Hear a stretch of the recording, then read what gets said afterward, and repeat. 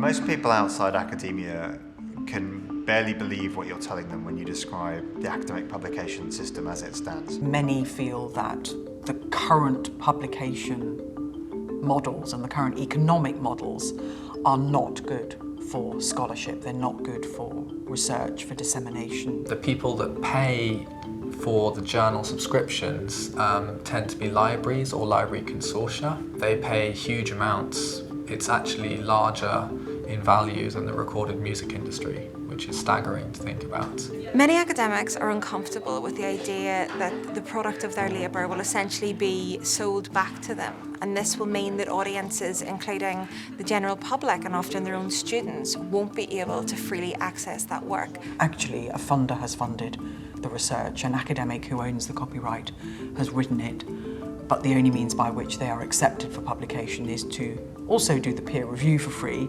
then hand over all their rights, and then that is all sold back to the institution for ever-increasing prices. It's the aim of open access to really change all that, to make work freely available, to mean that more people can have access to knowledge and to the latest scholarship.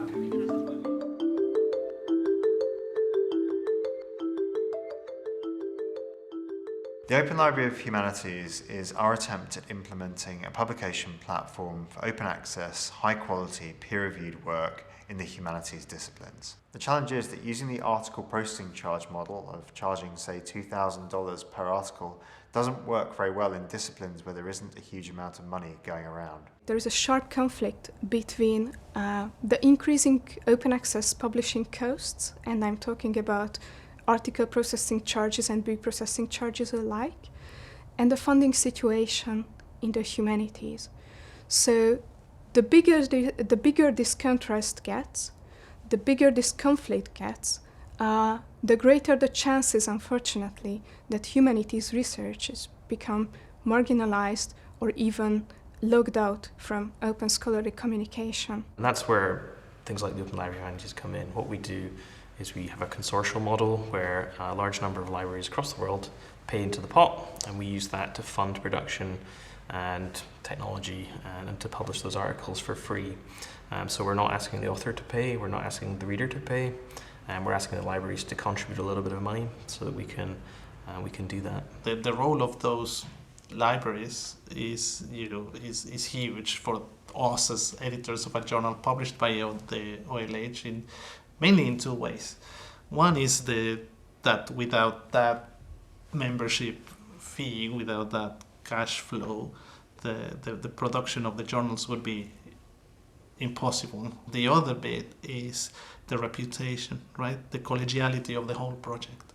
So it is what emphasizes in a way and speaks very loudly about the Open Library of Humanities being the result of the support and the vow of confidence of an international consortium of libraries.